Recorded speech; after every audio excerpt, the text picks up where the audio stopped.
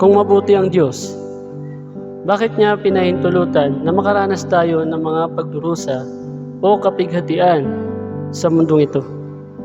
Tara at pag-usapan natin yan. Alam mo ba na ang orihinal na plano ng Diyos sa tao ay hindi makaranas ng mga pagdurusa o mga kapighatian? Kung matatandaan ninyo, sa creation pa lang, mapapansin natin na nilikha muna ng Diyos ang lahat na kailangan ng tao bago niya nilikha yung tao. Sa madaling salita, hindi intensyon ng Diyos na ang tao ay pahirapan o makaranas ng mga kapighatian. Pero, bakit ito nangyari sa tao? Bakit ngayon ang tao ay nakakaranas ng mga kapighatian at mga pagdurusa? Kung mapapansin natin at babasahin natin ang Biblia, pumasok ang mga pagdurusa, kapighatian at paghihirap ng tao noong ang tao ay magkasala sa Diyos. Sabi sa aklat ng Genesis chapter 3 verse 16 to 19, sa babae naman ito ang sinabi, sa pagbubuntis mo'y hirap ang daranasin, at sa panganganak sakit ay titiisin. Ang asawang lalaki iyong nanasain, pasasakop ka sa kanya at siya mong susundin. Ito naman ang sinabi ng Diyos kay Adan, dahil nakinig ka sa iyong asawa, ng iyong kanin ang ipinagbabawal kong bunga, dahil dito'y sinusumpa ko ang lupa, sa hirap ng pagbubungkal, pagkain mo'y magmumula. Mga damo at tinik ang iyong aanihin, halaman sa gubat ang iyong kakainin. Sa pagod at pawis, pagkain mo'y manggagaling.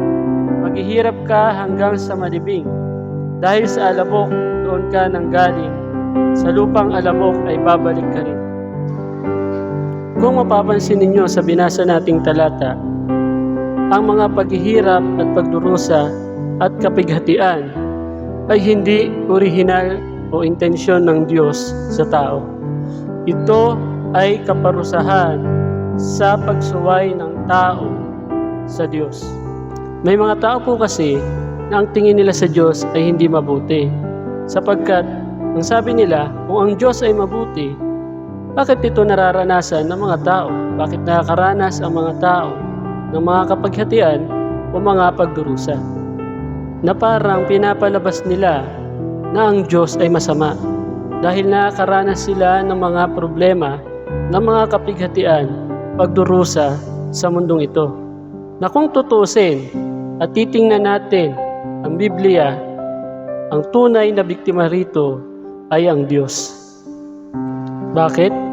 Dahil kung haaralin lamang po natin ang Biblia, makikita natin na ang tao ang nagkasala sa Diyos. Hindi ang Diyos ang nagkasala sa tao. Pero huwag kayong mag-alala mga kapatid, sapagkat ang lahat ng ito ay temporal lang o panandalian lang. Yung mga pagdurusa, pagsubok, kapighatian ay hindi mananatili, sapagkat darating ang panahon kapag naghahari na ang Diyos, ang lahat ng ito ay matatapos. Tingnan po natin ang sinasabi sa Aklat ng Pahayag, chapter 21, verse 3 to 7. Ganito po ang nakasulat. Narinig ko ang isang malakas na tinig mula sa trono. Tingnan ninyo, ang tahanan ng Diyos ay nasa piling na ng mga tao. Maninirahan siyang kasama nila at sila'y magiging bayan niya. Diyos mismo ang makakapiling nila at siya ang magiging Diyos nila. At papahirin niya ang bawat luha sa kanilang mga mata. Wala nang kamatayan, dalamhati, pagtangis at paghihirap, sapagkat lumipas na ang dating mga bagay. Pagkatapos ay sinabi ng nakaupo sa trono, pagmasdan ninyo, ginagawa kong bago ang lahat ng bagay, at sinabi niya sa akin, isulat mo, sapagkat maasahan at totoo ang mga salitang ito. Sinabi rin niya sa akin, naganap na. Ako ang Alpha at ang Omega, ang simula at ang wakas. Ang sinumang nauuhaw ay bibigyan ko ng tubig na walang bayad mula sa bukal na nagbibigay buhay. Ito ang makakamtan ng magtatagumpay. Ako'y magiging Diyos niya at siya na may magiging anak ko. Kung mapapansin po natin, kapag naghahari na ang Diyos, ang mga tunay na mananampalataya ay makakapiling ang Panginoong Hesukristo. At pagdating natin doon, tayong mga tunay na mananampalataya, ay wala na tayong mararanasang mga paghihirap, wala nang pagtangis, sapagkat lahat ng ito ay papawiin na ng Diyos. At tayo ay mamumuhay ng payapa, kapiling ang Panginoong Hesukristo. Balikan po natin yung tanong. Kung mabuti ang Diyos, bakit pinahintulutan niya ang mga kapighatian o mga pagdurusa sa mundong ito?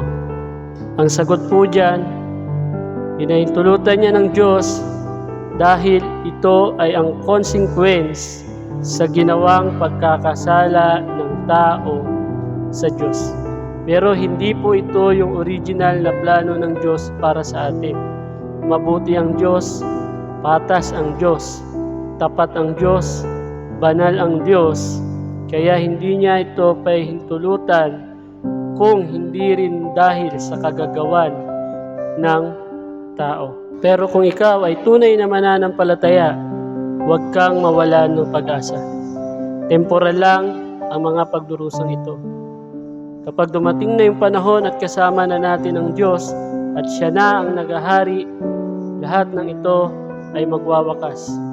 At ang mararanasan natin ay ang mapayapang buhay kasama ang Diyos at walang iba kundi ang Panginoong Hesukristo. Maraming pong salamat. Soli Deo Gloria. God bless.